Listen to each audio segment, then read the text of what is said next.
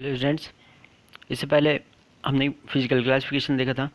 Chemical classification वाली video शायद उसमें कुछ दिक्कत आ गई थी, इसलिए इस टॉपिक को फिर से थोड़ा ब्रीफ में समझते हैं। मैटर के बारे में हमने पढ़ा था कि मैटर वो हर चीज़ है जो स्थान घेरती है, ठीक है, जिसमें द्रव्यमान होता है जो स्थान घेरती है, ठीक है। अब वो चीज़ें दो तरीके से हो सकती हैं। फिजिकल वर्ल्ड में वो किस तरीके से रह रही हैं और केमिकल वर्ल्ड में वो किस तरीके से रह रही हैं। अब जब हम फिजिकल वर्ल्ड की बात करते हैं तो हमारी पृथ्वी, ठीक है, तो ये सॉलिड हो गया, लिक्विड हो गया और गैस। ये पदार्थ तीन अवस्थाओं में रह सकता है और दो अवस्थाएं और थी, कौन सी? बीईसी और प्लाज्मा। केमिकल क्लासिफिकेशन में हम इसके केमिकल कंपोजिशन की बात करते हैं। केमिकल कंपोजिशन,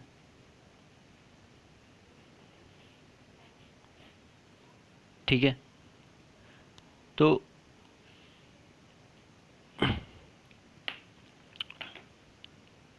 केमिकल कंपोजिशन बोलें या कॉम्बिनेशन बोल लें, तो पदार्थ किस तरीके से बनता है, ठीक है, स्वतंत्र अवस्था में है या मिक्स फॉर्म में दो पदार्थों को हमने मिला के रखा हुआ है, ठीक है। तो ऐसे में पदार्थ दो टाइप के होते हैं, जैसे मैंने कहा अभी, या तो हम दो पदार्थों को मिला के रखें या तो पदार्थ को स्वतंत्र अवस्था में रखें, ठीक है। तो जैसे स्वतंत्र अवस्था में रखें तो उसे बोल देंगे प्योर सब्सटेंस।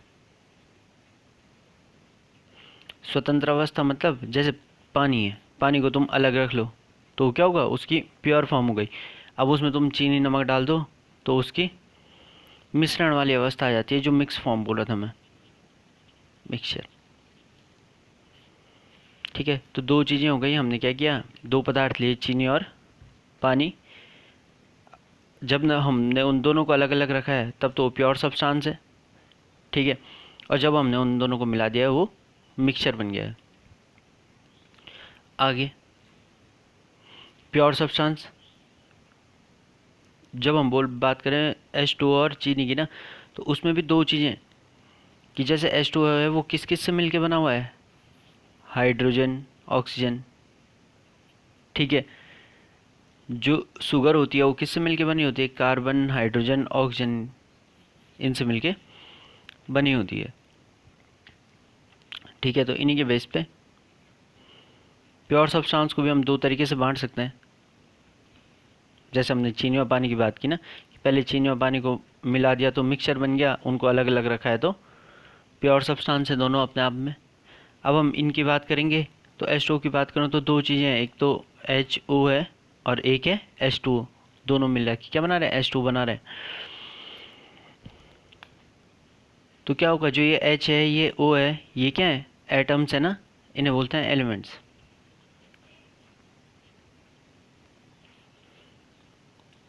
ठीक है। और जब एलिमेंट्स आपस में मिलते हैं तब बनते हैं हमारे पास कंपाउंड,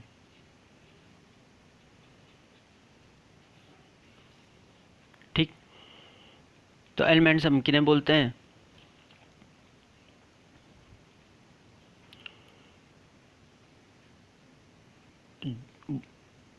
वो पदार्थ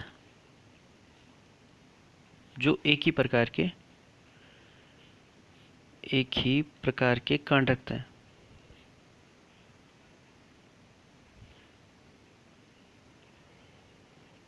तो पीरियोडिक टेबल सभी ने देखी होगी, तो पीरियोडिक टेबल में जितने भी क्या आते हैं, तत्व आते हैं, वो सारे के सारे एलिमेंट्स, ये तत्व होते हैं, ठीक है। वो पूरी पीरियोडिक टेबल किससे मिलके बनी होती है, एलिमेंट्स से मिलके बनी होती है। और ये एलिमेंट जब आपस में मिलते हैं तो कंपाउंड बनाते हैं। अब कंपाउंड क्या होता है, जैसे मैंने बोला तत्वों से मिलके बनता है कंपाउंड, ठीक है। तत्व निश्चित अनुपात में संयोग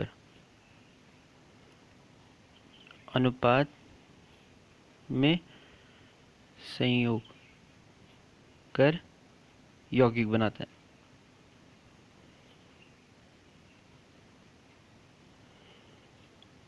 ठीक है, तत्व निश्चित अनुपात में संयोग कर यौगिक बनाते हैं।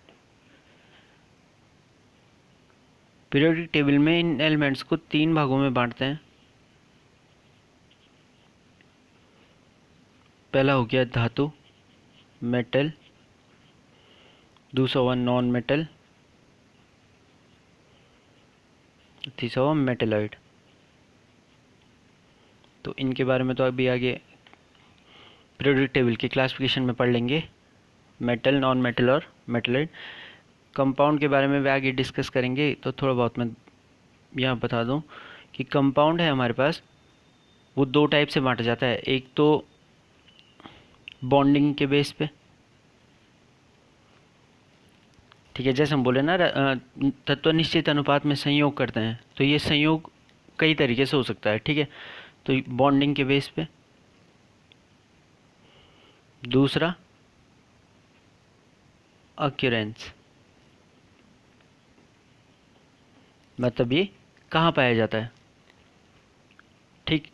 तो बॉन्डिंग के बेस में तो बहुत सारी बॉन्डिंग होती हैं, तो उसी हिसाब से covalent compound, metallic ionic compound, complex compound, ठीक है। और अक्यूरेंस के बेस पे तो पदार्थ है वो 2 जगह पाया जाएगा, या तो प्रकृति में पाया जाएगा, या तो सजीवों से पाया जाएगा, या निर्जीवों से पाया जाएगा। सजीवों से पाया जाएगा तो उसे बोलते हैं ऑर्गेनिक कंपाउंड। वो हर पदार्थ जो, या वो हर यौगिक जो किससे सजीवों से प्राप्त होता है उसे ऑर्गेनिक कंपाउंड बोलते हैं। तो देख लेना कोई भी किताब उठा के या कोई भी ऑर्गेनिक कंपाउंड उठा के, वो कहीं ना कहीं सजीवों से जुड़ा होगा। निर्जीवों से जो मिलके से प्राप्त होता है उन्हें बोलते हैं इनऑर्गेनिक कंपाउंड। तो इनकी छोटी छोटी डेफिनेशन आप लोग लिख सकते हैं। मिक्सचर, मिक्सचर हमारे पास 2 टाइप का होता है। मिक्सचर को हिंदी में बोलते हैं मिश्रण। तो इसको 10th में भी पढ़ा होगा आपने। मिश्रण 2 टाइप का होता है। पहले को बोलते हैं होमोजीनियस मिक्सचर,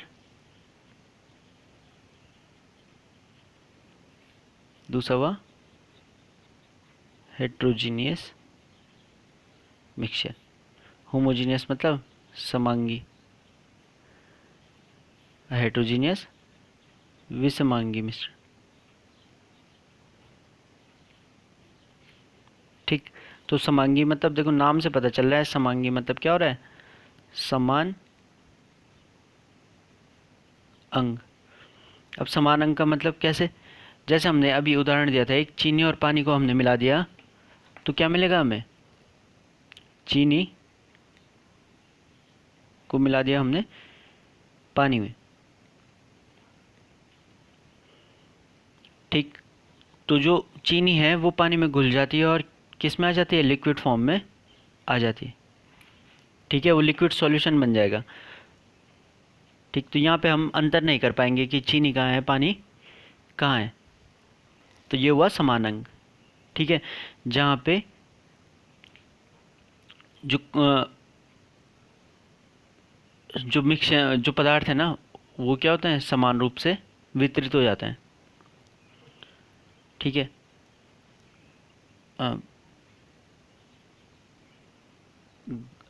घटकों का समान रूप से आपस में वितरण होता है, वितरण होता है। ऐसा बोल सकते हैं हम कि 2 पदार्थों को मिलाने पर जब हम उन 2 पदार्थों को छानकर आसानी से अलग नहीं कर सकते तो उन्हें समांगी मिश्रण बोल देंगे।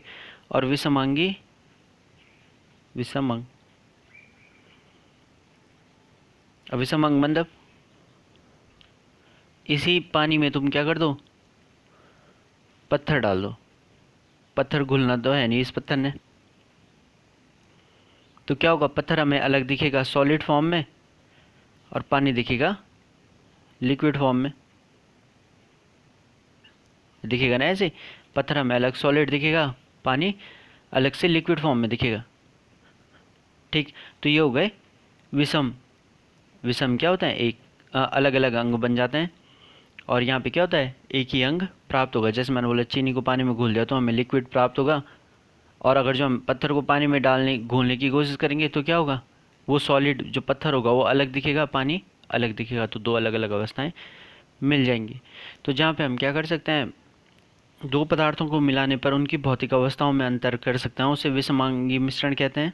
और जहाँ पे हम उनकी भौतिक अवस्थाओं में अंतर नहीं कर सकते उसे बोलते हैं समांगी मिश्रण। तो ये था केमिकल क्लासिफिकेशन मैटर का।